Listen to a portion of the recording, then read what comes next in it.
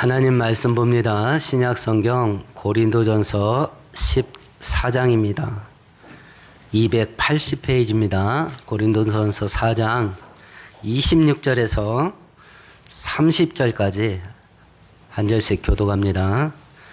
그런즉 형제들아 어찌할까? 너희가 모일 때에 각각 찬송시도 있으며 가르치는 말씀도 있으며 계시도 있으며 방언도 있으며 통역함도 있나니 모든 것을 덕을 세우기 위하여 하라.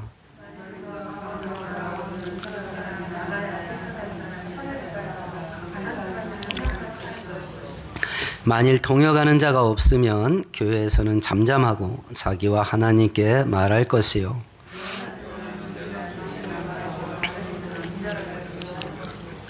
함께합니다. 만일 곁에 앉아있는 다른 이에게 계시가 있으면 아멘, 아멘. 우리가 교회를 다니면서 가장 많이 행하는 종교적인 의식은 아마 예배일 겁니다. 내가 신앙생활을 해야 되겠다 하고 교회를 나오게 되면 제일 먼저 시작하는 것도 예배입니다. 그리고 이 예배는 우리가 몸을 움직이고 이 땅 떠나는 날까지는 끊임없이 반복하게 될 것이고요. 그래서 앞으로 몇 주간 동안 계속 예배가 무엇이고 예배를 왜 드려야 되고 예배는 어떻게 드려야 되고 우리가 바른 예배를 드리게 되면 그 예배가 어떤 열매를 맺게 되는지 하는 것을 성경을 통해서 살펴보려고 합니다. 우리가 일부분만 읽었습니다만 고린도전서 14장은 공적 예배를 어떻게 드려야 될 거냐라고 하는 것을 설명해 주는 본문인데요. 예배의 시작이 있습니다. 예배의 끝이 있습니다. 그 예배와 예배 끝, 시작과 끝 사이를 뭔가 내용을 넣어가지고 예배를 진행해 나가야 될 거 아니겠습니까? 그 내용이 기록된 게 뭐냐면 여러분들이 가지고 계신 주보지예요. 거기에 보면 묵도로 시작을 해서 축도까지 여러 순서들이 거기에 포함되어 있습니다. 순서 하나는 예배입니다. 주보지에 기록되어 있는 이 예배 순서 이런 내용들이 서병훈 목사가 개척을 하면서 이렇게 순서를 짜야 되겠다 해서 짠 거냐? 아닙니다. 우리가 고린도전서 14장을 읽어보면 초대교회 때는 예배를 인도하는 사회자가 없었던 듯 싶어요. 성령이 인도하시는 대로 누군가가 방언이 있으면 방언을 하고 누군가가 통역을 하게 되면 통역을 하고 누군가가 예언이 있으면 예언을 하게 되고 누군가가 권면할 게 있으면 권면하고 이렇게 예배가 진행됐던 것 같아요. 근데 초대교회 때 이게 가능했던 이유는 성령 하나님께서 이 초대교회 때 성도들과 예배 그 시간을 아주 강권적으로 이렇게 주도했기 때문에 이게 가능한데 바울 사도가 고린도전서를 쓸 때부터 벌써 부작용이 나타났어요.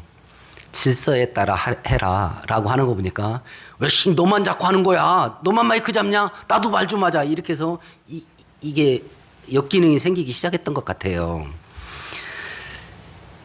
이 예배 때 이런 순서대로 하자라고 하는 움직임이 서기 300년 경부터 교회에서 서서히 모습이 드러나기 시작을 했어요. 그것이 하나의 예배 규범으로 공적인 한 세트, 우리 순서지처럼 이렇게 형성이 돼서 전 세계에 있는 교회들이 그 예배 모범에 따라서 예배 드리기 시작한 것이 11세기경으로 추정을 해요. 교회 역사학자들은. 그러니까 이 순서지 형성된 게 700년 걸린 거야. 700년 동안 교회가 이렇게도 해보고 저렇게도 해보면서 이런 순서로 이런 형태로 예배를 진행해 나가야 되겠다라고 형성된 것이 지금 우리가 갖고 있는 예배 모범이에요. 그러면 우리가 사소하게 생각하는 거 이 순서 지나면 이 순서, 이 순서 지나면 이 순서 이렇게 진행되어 있는 예배 순서가 전부 다 예배예요. 전부 다 예배입니다. 그래서 오늘 성경은 이 예배 질서, 예배 드릴 때에 어떤 내용들을 포함시켜서 예배를 드릴 거냐라고 하는 것을 성경을 통해서 살펴볼 때에 우리가 예배 흐름, 예배 규범, 예배 순서 이거에 더 집중해서 예배하는 예배자들로 저희들이 회복될 수 있기를 축원드리겠습니다. 그러면 첫 번째 예배에 어떤 내용을 포함시켜서 예배를 드릴 거냐? 성경은 크게 네 가지는 기본적으로 공통해요. 첫 번째, 너희 중에 가르치는 말씀, 계시, 예언이 있거든 이렇게 되어 있습니다. 이건 전부 성경 말씀과 관련된 거예요. 여러분들이 성경을 읽을 때 조심해서 읽어야 될 단어가 하나 있어요. 그게 뭐냐면 예언의 은사예요. 여러분들이 예언하다라는 단어 딱 떠오르면 어떤 생각이 제일 먼저 떠올라요? 아마 점쟁이 무당이 제일 먼저 떠오를 겁니다. 앞날을 알아맞추는 거. 근데 성경에서 예언하다라는 예언이라는 단어의 본뜻이 뭐냐면 하나님의 말씀을 받아서 말하다라는 단어예요. 그러니까 앞날 맞추는 게 예언이 아니에요. 그러면 선지자나 하나님의 사역자가 하나님의 말씀을 받아서 하나님 대신 말하는 거예요. 그 대신 말하는 내용 속에 앞날에 대한 내용이 있어요, 없어요? 있어요. 니네 앞으로 이렇게 될 거야 라는 말 있잖아요. 그러니까 예언이 꼭 앞날에 어떤 일이 벌어질 건지 말하는 거, 알아맞추는 거, 요것만이 아니라 말입니다. 하나님의 말씀을 받아서 대신 말하는 그 내용 속에 앞날에 이렇게 될 거다라는 앞날에 대한 내용이 있습니다. 그리고 예언의 내용 속에 죄 지을 때 책망하는 게 있어요, 없어요? 있습니다. 이렇게 하고 교훈하고 지도하는 거 있어요, 없어요? 있어요. 이런 모든 내용들을 성경은 뭐라고 표현했냐면 예언하다라고 표현한 거예요. 근데 이렇게 얘기해도 여러분들이 예언하다라는 단어를 들으면 계속 점쟁이 생각날 거야. 예언은 사자 그러면 계속 점쟁이 생각할 거야. 찾아다니지 마세요. 제가 하나님 이름으로 경고합니다. 예언은 사자 제발 좀 찾아다니지 마. 찾아다니지 마. 자녀들이 시험 봤어요. 기다리면 다 합격인지 불합격인지 결과 나와. 왜 찾아가? 왜 찾아가요? 어디다 투자해놓고 이게 잘 될 건지 못 될 건지 궁금하세요? 시간 지나면 망할 건지 돈 벌 건지 다 결과 나와. 왜 찾아가 대체? 왜 찾아가는 거예요? 시간이 지나면 지나갈수록 미혹하는 영이 이 소위 말하는 은사 사역자들 통해서 아주 강력하게 역사해요.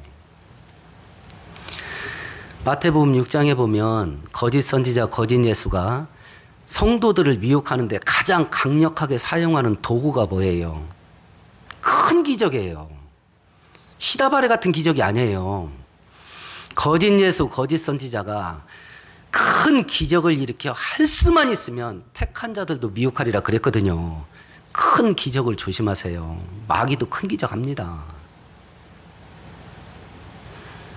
교회라는 건물을 지어놓고 교회라는 간판을 달아놓고 목사라는 감투를 쓰고서 기적을 일으켰다. 그러면 틀림없이 성령 역사잖아요. 그죠? 교회라는 건물 덩그러니 지어놓고 교회라는 간판을 붙여놓고 목사라는 감투를 쓴 사람이 막 기적을 막 일으키는 거야.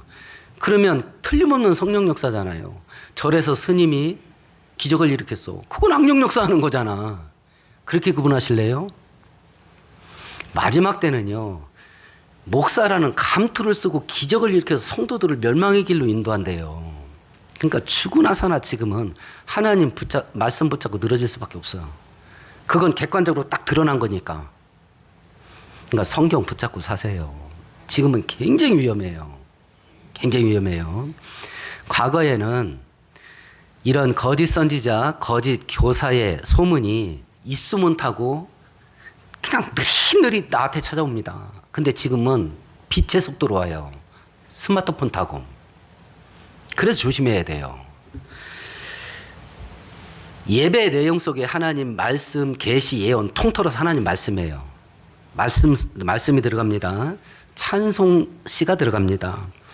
방언과 통역이 있습니다. 그런데 이 방언과 통역을 14장 앞절에 보면 기도하는 데 썼어요. 기도하는데. 그래서 바울 사도는 방언 가지고 기도할 수 있다. 근데 통역의 은사가 없으면 예배 때 쓰지 마라. 개인 기도할 때 써라. 지금 전 세계에서는 예배 때 공적으로 방언과 통역 사용하지 않습니다. 이 방언과 통역을 바울 사도는 기도에 관련돼서 설명을 했어요. 그 기도가 있습니다. 오늘 14장에는 기록되어 있지 않지만 16장에는 헌금이 들어가 있습니다. 그래서 전 세계 모든 예배 가운데 우리도 순서는 많이 있습니다만 공통적으로 4개가 기본이야. 예배 드릴 때 말씀, 기도, 그 다음에 찬송, 헌금. 이 4개가 기본이에요. 이 4개가. 그러면 첫 번째 말씀으로 예배를 드린다는 게 뭔지를 보십시다. 우리 14장 26절 같이 26절 다시 한번 읽습니다. 그런즉 형제들아 어찌할까?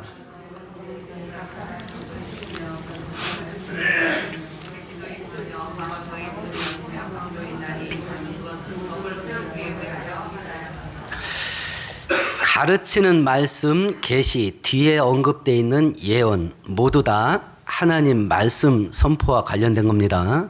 구약의 성전 시대에는 제사장이 말을 할까요, 안 할까요? 말이 필요 없습니다. 의식이 중심이야. 짐승 잡고 토막 내서 불에 태우고 피를 받아서 제단 주변에 뿌리고 행위 중심이거든요. 행위 중심입니다. 혹시 여러분 집에서 뭐 제사 드려본 경험 있으십니까? 제사 드릴 때 말하나요? 말 안 하지 않습니까? 행위가 중심이에요. 행위가. 그렇다고 해서 구약시대에 하나님 말씀이 없었던 건 아닙니다. 선지자들이 말씀을 받아서 말씀 선포가 있었습니다. 그런데 성전에서 하지 않습니다. 성전 밖에서 했습니다. 그런데 이게 신약시대로 넘어가면 하나님께 예배, 제사하고 예배하는 형태가 바뀌어져요. 사도행전 2장에 보면 오순절날 성령이 불같이 쏟아져 내립니다. 그리고 그때부터 교회가 공식적으로 첫발을 떼기 시작합니다. 사도행전 2장부터. 교회라는 조직 공동체가 처음 시작된 건 사도행전 2장으로 봐요. 교회 역사학자들은. 그때 성도들이 어떻게 했냐면 그들이 사도의 가르침을 받아 서로 교제하고 떡을 떼며 오로지 기도하기를 힘쓰니라. 말씀 선포가 초대교회 때부터 예배의 중심이 돼요. 말씀 선포가 예배의 중심이 됩니다.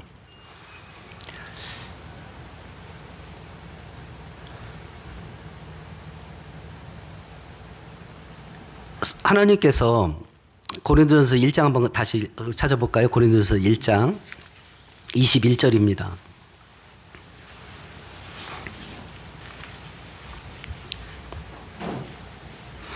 (21절) 같이 읽습니다. 하나님의 지혜에 있어서는 이 세상이 자기 지혜로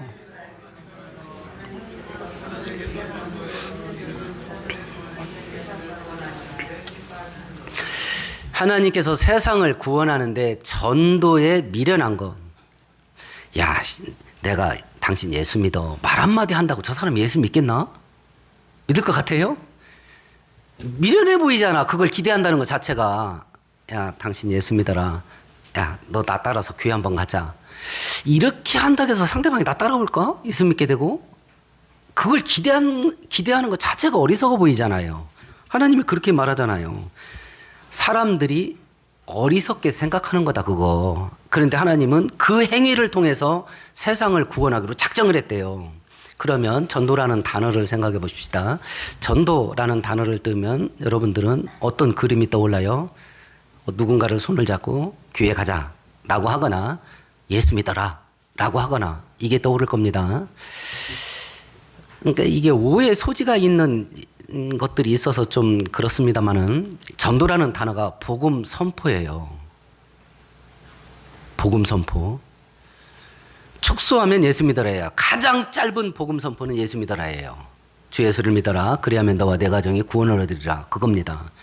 근데 그걸 설명하다 보면 하나님이신 예수님이 이 땅에 오신 이유, 그리고 십자가를 짊어져야 될 이유, 그리고 그 보혈의 피를 다 쏟아 부어야 될 이유, 이 하나님 말씀의 어떤 큰 틀을 설명해 줘야 되잖아요. 그것까지 포함된 거예요. 복음을 선포하다라는 단어가. 가장 짧은 복음 선포로 가장 많은 사람을 구원한 거, 사도행전에 베드로가 설교했을 때 3,000명이 회개한 거, 그건 비길 수도 없어요.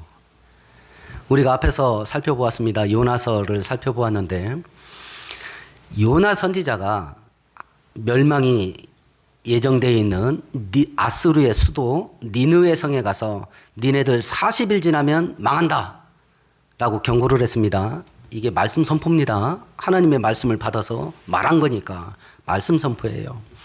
그때 그 니느웨 성이 구원받습니다. 임금으로부터 어린아이 짐승까지 금식했거든요. 그러니까 애국자인 요나가 화딱지가 난 거예요. 아수르가 계속 이스라엘을 공격하고 있었거든요. 그러니까 그 침략을 받았던 요나 입장으로는 아수르가 망했으면 좋겠는데 하나님이 아수르를 구해줘 버린 거야. 그러니까 하나님한테 불만이 얼마나 많겠어요. 막 씩씩거린 거예요. 내가 하나님이 이 아수르 사람 구원할까 봐 내가 도망간 거잖아요. 왜 나한테 이 꼴을 보게 하십니까? 라고 했을 때 하나님이 요나한테 말하죠. 네가 화나는 게 맞냐? 그러니까 요나가 내가 화나다 죽어도 내가 옳습니다. 이래버렸거든요. 그 한마디에 좌우를 분별하지 못하는 어린아이 12만 명이 있다 그랬어요. 니느웨에. 내가 그 성을 아끼는 게 합당하지 않냐 그랬어요. 하나님께서.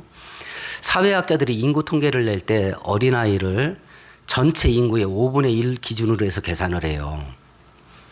그러면 좌우를 분별하지 못하는 어린아이가 12만 명이 있으면 니느웨 성 전체 인구가 최소 몇만 명이겠어요? 60만이야. 말 한마디에 60만이 구원받았거든요. 말 한마디에. 하나님의 말씀 선포가 이런 위력이 있고 능력이 있는 말씀이기 때문에 예배를 어떻게 드려야 될 건가 가장 압축된 하나님의 말씀이 요한복음 4장 24절인데 하나님은 영이시니 예배하는 자가 영과 진리로 예배할지니라. 성령의 인도함을 받아서 진리, 성경 말씀 따라서 예배드려야 된다. 우리가 모여서 하나님께 제사, 예배를 드리는데 어떤 형태로 할 거냐? 각자 집에서 제사 드린 경험이 있으시죠? 그런 식으로 하나님께 예배 드리면 어떨까요? 그런 식으로. 불교에도 공양하는 그 예배 의식이 있습니다. 절에서 하는 방식으로 하나님을 예배하면 어떡할까요? 형태에 어떤 걸로 하면 어때? 하나님만 예배 드리면 되지? 이게 맞는 소리일까요? 하나님을 예배하는 것은 진리를 따라서 하는 겁니다. 성령의 인도함을 받아서 성경 말씀이 나를 이런 식으로 예배를 해라 라고 하나님이 한 대로 예배를 진행하는 거거든요. 그러면 예배 중심이 초대교회 때부터 하나님 말씀 선포에 있었다고 한다면 저는 설교를 어떻게 해야 될까요?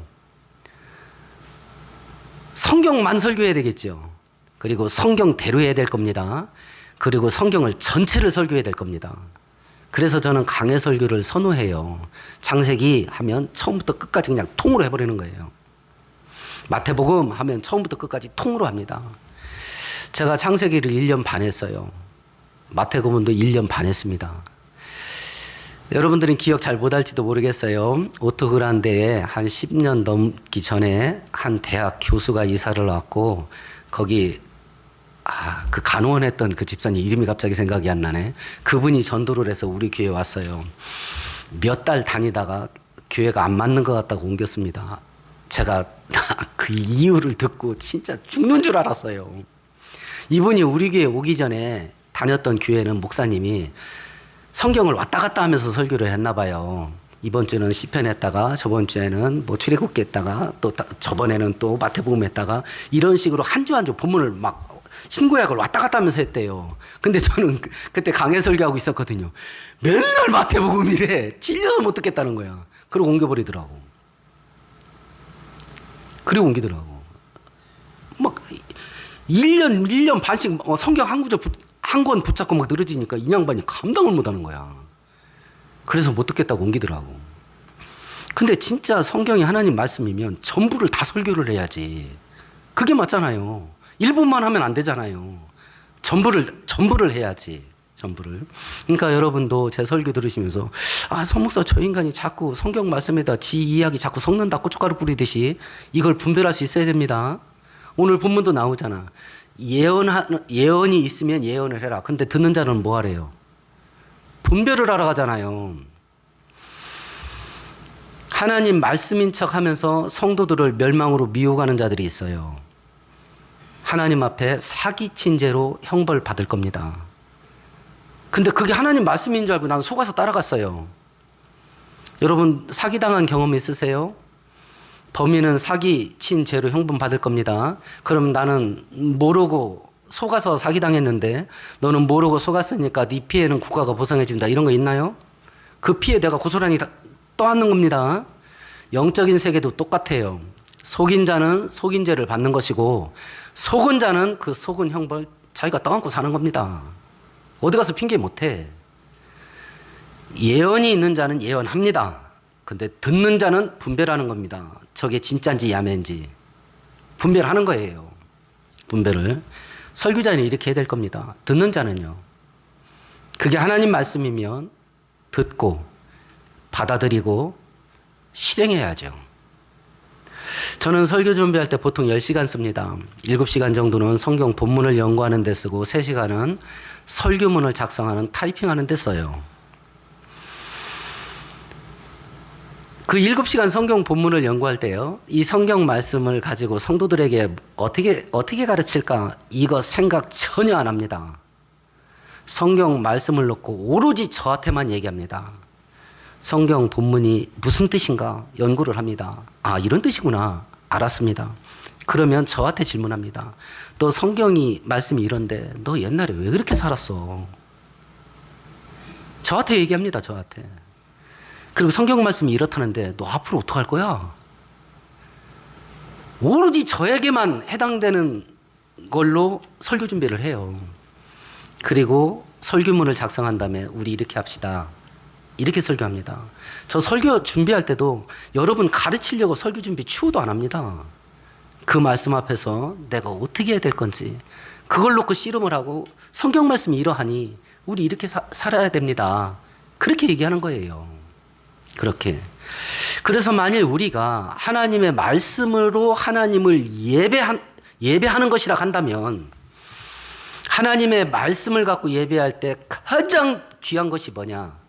하나님 말씀 앞에서 내 의지를 꺾는 거예요. 내 의지를 복종시키는 거예요. 하나님 말씀 앞에서. 하나님 말씀 앞에서 내 기분, 내 지식, 내 느낌, 그리고 내 경험 이런 거 전부 못 박아버리는 거야.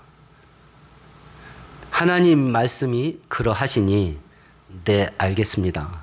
제가 그렇게 하겠습니다. 이렇게 복종된 의지를 하나님께 드리는 거 이게 말씀으로 예배하는 거예요. 이게 대부분은 듣고 끝날 겁니다.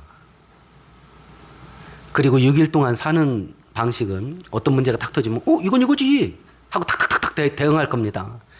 그 대응하는 방법이 성경에서 온 건가요? 아니면 세상 살던 방식에서 온 건가요? 아마 성경에서 온 거 아니기가 쉬울 겁니다. 그렇게 살아본 적이 없어요. 한국 성도들이.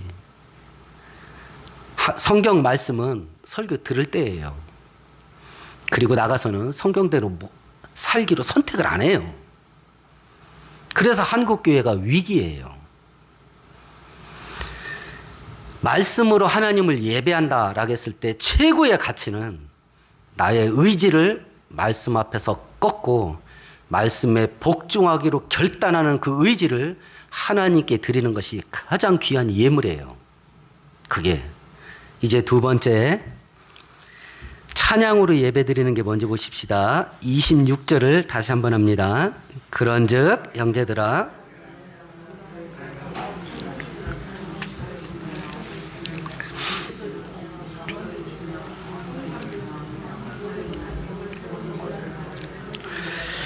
하나님을 예배할 때 찬송시 지금 우리식으로 말하면 찬양입니다. 대표적으로 음악과 악기를 사용해서 하나님을 노래해서 하나님의 이름을 높이고 하나님의 영광을 드러내고 받은 은혜에 감사를 하고 이걸 예배에 포함시키는 겁니다. 그러면 하나님께서 이 설교 준비해서 어떤 책을 읽다 보니까 그분 생각이 굉장히 신박하더라고요. 아마 천사들이 하나님을 보면서 인간의 찬양 들으시는 걸 기뻐하는 걸 천사들이 이해를 못할 거라는 거예요. 우리가 요한계시록에 보면 수를 헤아릴 수도 없는 천군 천사들이 하나님 보좌 주변을 맴돌면서 찬양을 드리잖아요. 근데 요한이 그 천군 천사가 드리는 찬양을 듣고 요즘 젊은 사람 말대로 뻑이 가잖아요. 막 이게 너무 황홀한 거야. 그러니까 천사들을 생각하기에 우리들이, 그러니까 이 음악의 이 전문가들이라고 가정을 해보십시다. 천군 천사들이 우리가 그렇게 막 탁월한 능력을 가지고 음악에 출중한 재능을 가지고 하나님을 찬양을 하는데, 아니 그 비리비리한 그 인간들 찬양을 하나님이 왜 이렇게 기뻐하나, 수준 떨어지잖아요. 그러니까 천사들이 이해를 못할 것 같다는 거예요. 그러면서 뭐라고 말하냐면, 왜 수준 떨어지는 인간들의 찬양을 하나님이 기뻐하는가? 하나님이 아버지시라서 그렇다고 하더라고. 뮤지컬 가수가 있습니다. 오페라 가수가 있습니다. 텔레비전에 나오는 수많은 뛰어난 가수들이 있습니다. 그들의 음악 실력은 출중합니다. 누구도 못 따라옵니다. 그래서 우리가 그들의 노래를 좋아합니다. 내 자식 6살짜리가 유치원에서 재롱잔치합니다. 걔 음악 실력이 얼마나 될까요? 그 아이 음악 실력이 얼마나 될까요? 박자는 맞을까요? 가사를 전부 암기해서 처음부터 끝까지 부르기는 할까요? 근데 부모들은 뒤집어지잖아. 왜 그래요? 자식이라서 그래요. 그래서 택한 백성들, 자녀들의 찬양이 천군 천사에 비해서 수준 떨어짐에도 불구하고 하나님이 아버지시라서 기뻐하는 거다. 그러면 우리는 어떻게 할 거냐? 힘써 부르는 거다. 힘써 부르는, 막 박자 따질 거 없고 음악적 재능이 있냐 없냐 따질 거 없다. 그냥 힘을 다해서 부르는 거다. 다윗이 그 중동의 옷은 지금도 남자도 원피스 입잖아요. 그런 옷 입고 법궤를 자기 다윗성에 옮기는데 너무 기뻐가지고 춤추다가 그 사타구니가 다 보였잖아요. 자기는 좋아 죽겠다는 거야. 그렇게 하자. 그렇게.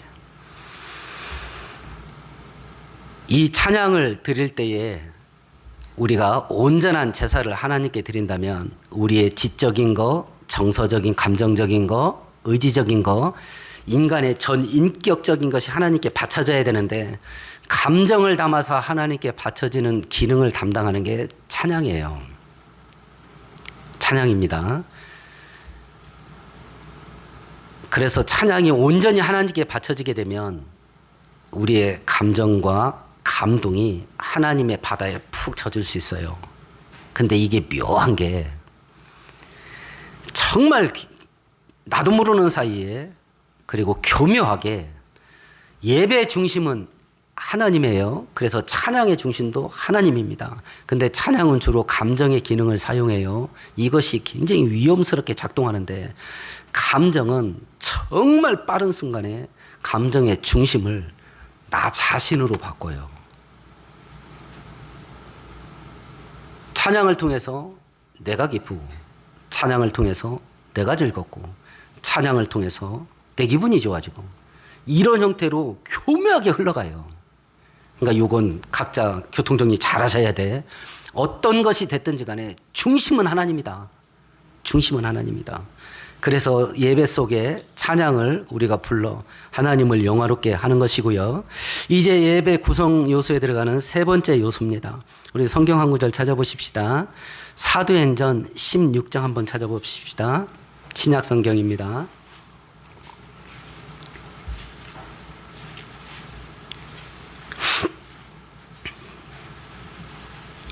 25절 26절 같이 읽습니다.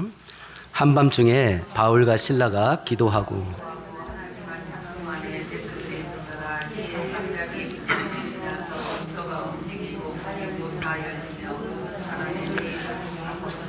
바울과 실라가 고문당하고 지하 감옥에 갇혀서 예배 드리는 내용이 나옵니다. 기도와 찬양이 여기에도 포함되죠. 오늘 읽기 전에 14장 앞부분에는 방언과 통역을 사용해서 공적 예배 시간에 하는 기도를 바울 사도가 다루면서 그건 질서가 흐트러지면 안 된다. 질서 있게 다루어야 되고 설명하면서 만일 방언을 사용해서 기도하면 방언할 줄 모르는 자들이 어떻게 너의 기도에 아멘 하겠느냐. 그래서 바울 사도는 공적 예배 때는 모든 사람이 알아듣는 이 말을 사용해서 기도하기를 권면을 해요. 기도는 두 가지가 있습니다. 크게 개인 기도와 예배 기도가 있습니다. 예배 기도는 또 두 종류로 나눌 수 있습니다. 우리가 설교 끝나고 자, 이 제목을 놓고 우리 함께 기도하십시다. 온 회중들이 함께 기도하는 예배 기도가 있습니다. 소위 말하는 통성 기도입니다. 그리고 또 다른 예배 기도는 대표 기도입니다. 우리가 읽었던 본문 앞에서 언급되어 있는 바울 사도의 권면은 대표 기도입니다. 예배 때 모든 성도들을 대표해서 예배 대표 기도를 하는 걸 권면한 거예요. 예배 대표 기도를 하는 방법이 크게 세 가지가 있습니다. 첫 번째는 교단에서 아예 기도문을 작성해줘요. 책자로 만들어줘. 그래서 예배할 때 뭐 절기가 있으면 절기에 맞는 기도문을 읽는 거예요. 이건 개인이 선택하는 게 아니에요. 교단이 선택한 거야. 천주교가 그렇습니다. 성공회라고 하는 영국에 본부를 둔 성공회도 기도문을 본부에서 만들어서 보내줍니다. 그럼 성도들은 그냥 읽는 겁니다. 예배 시간에는 예배 교단에서 만들어진 예배 기도문을 읽는 경우가 있습니다. 두 번째는 기도자가 예배 기도 내용을 적어서 낭송하는 기도가 있습니다. 우리 교회가 하는 겁니다. 저는 개인적으로 이것을 선호를 해요. 왜 그러냐면 첫 번째 기도가 준비됩니다. 두 번째 내 생각보다 말이 먼저 나가면 안 돼. 그러면 중언부언이야.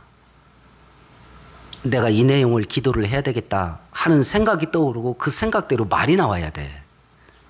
여러분 개인 기도할 때 잘 생각해 보세요. 기도가 일상화된 성도는 내가 기도하는 순서가 있어요. 처음 시작할 때 이 제목 해서 끝 할 때까지 순서가 있어. 특별한 일이 생기지 않는다면 그러면요 내 입이 그걸 기억해. 내 머릿속은 딴 생각에 카드 막는 생각만 한다고. 근데 말은 그 순서에 따라서 기도 말을 다 해. 머리에 떠오르는 생각과 말로 나오는 내용이 격리돼 버려. 그건 기도가 아니에요. 생각보다 말이 먼저 나오는 걸 막아주는 것이 기록하는 거예요. 기록하는 거. 그리고 앞에서 했던 기도를 또 하는 경우가 생겨. 반복하는 것을 막아줘요.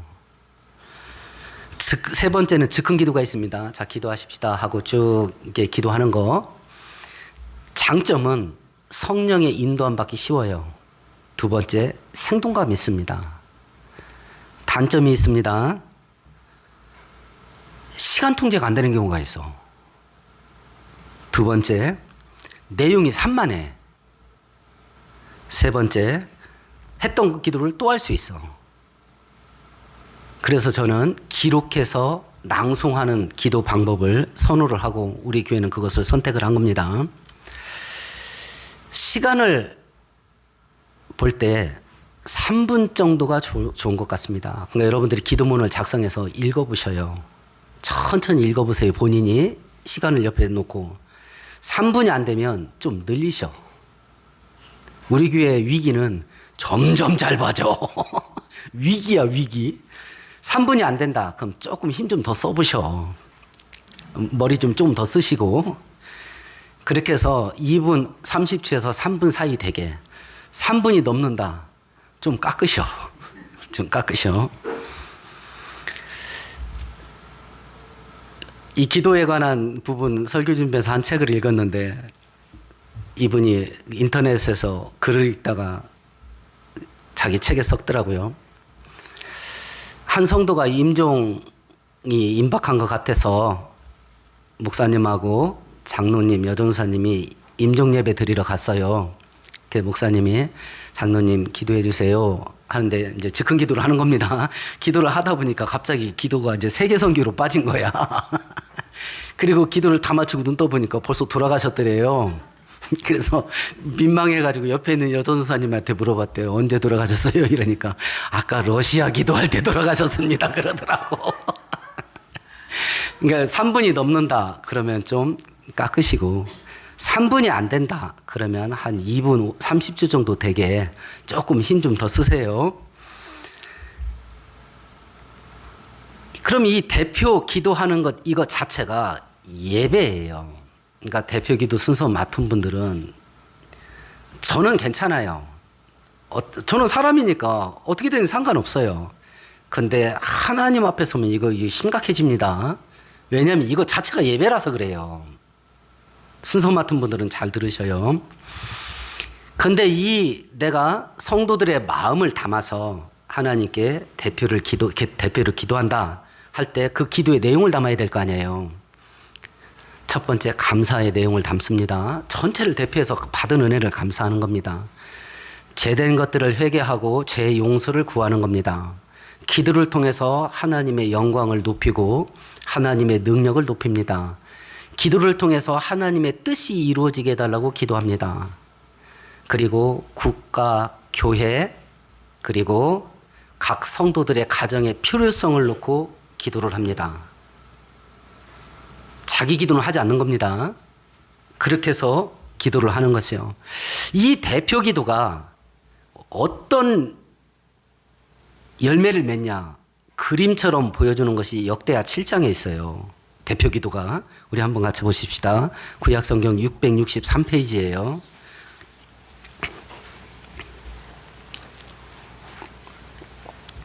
역대하 7장 1절 2절입니다.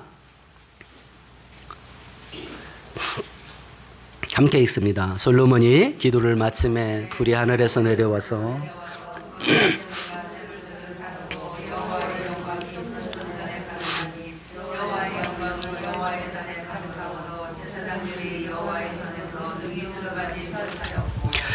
육장은 어떠냐면 성전 건축을 완성을 했어요. 그래서 헌당식을 하는데 그러니까 중공식이죠. 중공 예배를 드리면서 솔로몬이 제단 위에 올라가서 손을 들고 하나님께 온 백성을 대표해서 대표 기도를 한 거예요.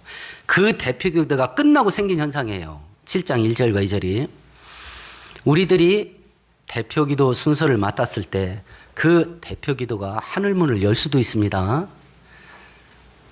내가 대표 기도 순서를 맡아서 예배 때 그 대표 기도 사역을 감당했을 때 그 기도가 하늘문을 열 수도 있어요. 그렇게 하시고 이 부분을 잘 감당했으면 좋겠고요. 이제 예배 시에 우리가 하나님께 드려야 될 내용 네 번째 요소입니다. 고린도전서 16장으로 가볼까요? 고린도전서 16장으로 가봅니다.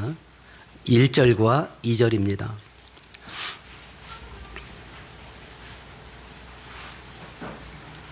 같이 읽습니다. 성도를 위하는 연보의 과양에는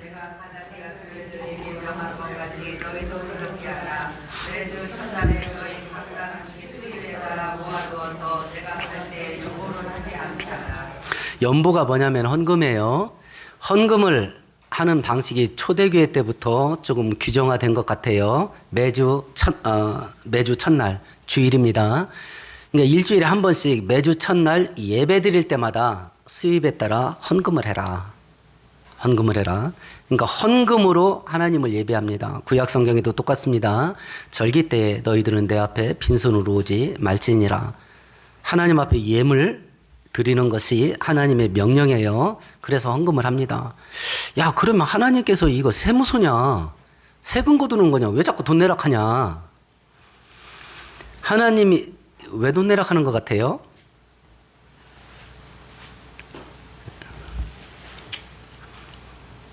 사람들의 마음을 제일 강력하게 빨아들이는 게 뭐라고 그래요? 돈이에요. 그래서 신약 성경에 하나님과 돈을 겸하여 섬길 수 없나니 한쪽을 주인으로 섬기면 한쪽은 종이 될 수밖에 없고 한쪽을 종으로 섬기면 다른 쪽이 주인이 된다. 하나님과 재물을 겸하여 섬길 수 없느니라 그랬거든요. 자, 하나님을 예배하는 자리예요. 내가 하나님을 제일 귀하게 여깁니다. 라는 표현을 뭘로 할 건데? 그걸 뭘로 할 거예요? 사람들이 제일 귀하게 여기는 걸 하나님께 드림으로 나는 이것보다 하나님이 더 귀합니다 라는 걸 표현하는 거예요. 그래서 하나님께서도 이스라엘 백성들을 책망할 때 금도 내 것이요 은도 내 것이라 라고 말씀하신 것이고, 특별히 시편 51편에 보면 야 내가 짐승이 없어서 니네 보고 짐승 바치라고 하는 줄 아냐. 들에 있는 짐승 산에 있는 짐승이 다 내 거 아니냐. 다 내 거 아니냐. 온 우주에 있는 모든 것이 하나님 겁니다. 전에도 한번 말씀드린 것 같아요. 몇 년 전에 나사에서 한 행성을 발견을 했습니다. 지구 5배 크기 정도 된대요. 근데 그 구성 성분이 95%가 탄소로 돼 있어. 탄소로만 돼 있는 광물질이 뭔지 아세요? 다이아몬드예요. 지구 5배 크기래. 하나님이 우리한테 돈 주려고 작정만 하면 포크레인을 하나씩만 퍼주면 될 거 아니야. 하나님이 우리 부자 만들어주는데 능력 없어서 부자 못 만들어주는 거 아니에요. 능력은 차고 넘칩니다. 이해는 못 하겠어요. 근데 선한 뜻으로 돈을 안 줄 겁니다. 선한 뜻이 있어서. 그걸 믿음으로 받으세요. 맞아요, 그게. 하나님은 선한 뜻 아니면 어떤 것도 우리한테 안 시켜요. 왜냐하면 우리 아버지라 그래요. 돈을 줘도 선한 일을 하라고 주는 것이고, 돈을 주지 않아도 돈이 생기면 위험한 일이 생길까 봐 돈을 안 주시는 게 맞아요.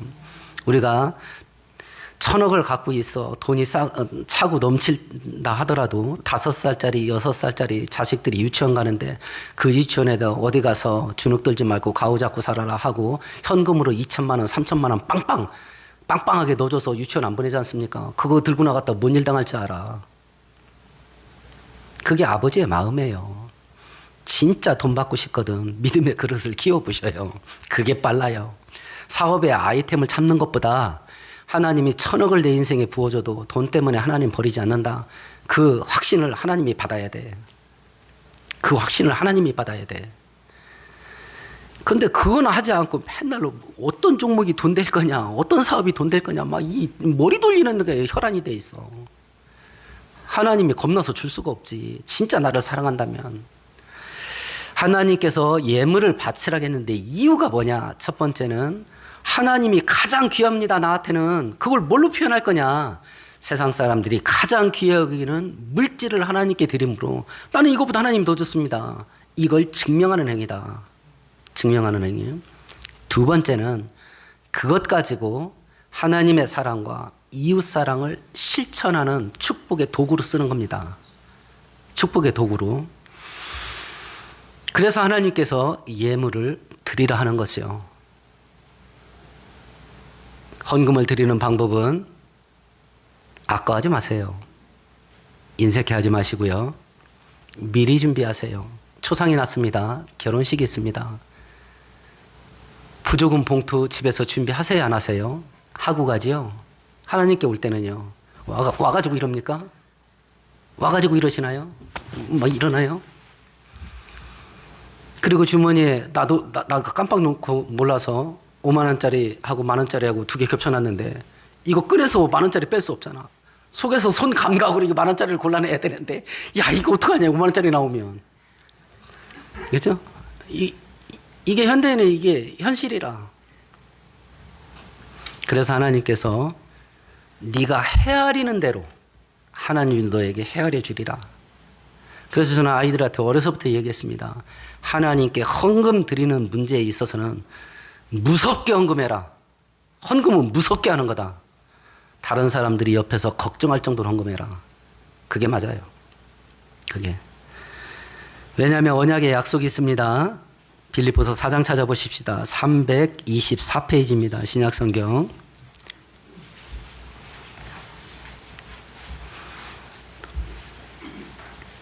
빌립보서 4장 18절 19절입니다. 같이 읽습니다. 내게는 모든 것이 있고 또 풍부한지라.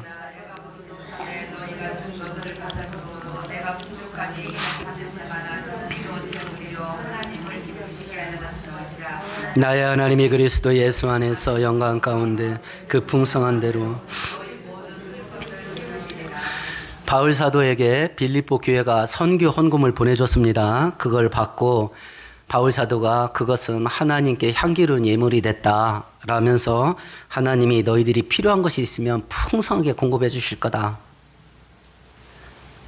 헌금에 대한 하나님의 약속이에요. 그런데 이걸 도박하는 마음으로 쓰지는 마세요. 도박하지 마세요. 하나님 상대로. 상인들 거래하듯이 딜하지 마세요.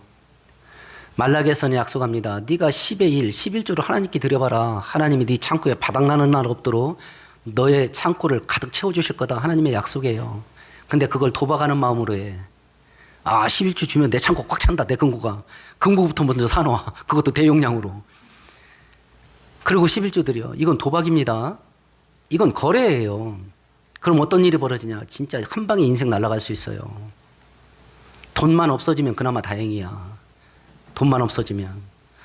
오늘 말씀도 하나님께 예물이 향기로운 예물 됐어요. 하나님이 나의 필요에 따라서 차고 넘치게 공급하신다는 약속이 있어요. 도박하듯이 쓰지 마세요. 자, 이제 예배에 4가지 요소가 있습니다. 우리는 말씀으로 하나님을 예배합니다. 그래서 말씀 앞에서 철저하게 복종합니다. 하나님 말씀이 그러하오니 내가 그리 하겠습니다. 하고 복종된 의지와 결단을 하나님께 드리는 게 말씀으로 예배하는 겁니다. 찬양으로 예배 드립니다. 노래 실력이 있냐 없냐.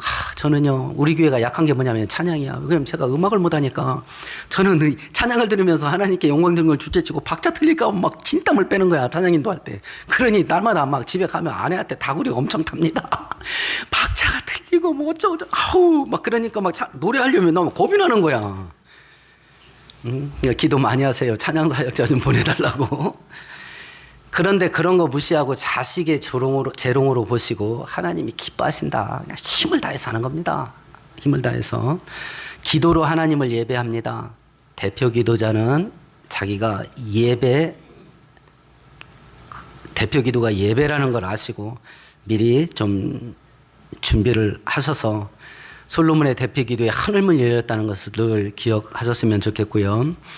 헌금으로 하나님을 예배합니다. 하나님이 돈이 없어서가 아니라 사람들이 제일 중요하게 여기는 거니까 네가 돈보다 하나님을 더 귀하게 여긴다는 것을 헌금하는 걸 통해서 보는 거예요. 보는 겁니다.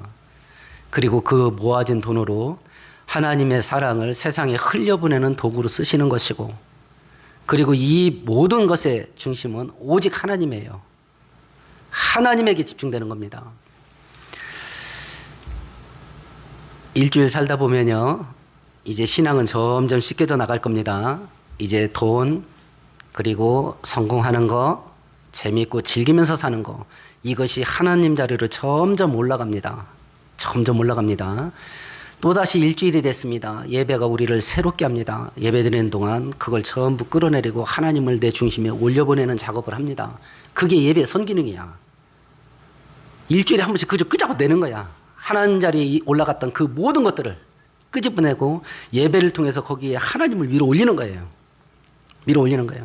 한국에 온 선교사님들이 볼 때, 야, 이거 일주일에 한 번씩 모여서는 이거 안 되겠다. 세상이 너무 강력하니까 중간에 한 번 또 모이자. 그게 수요 예배야.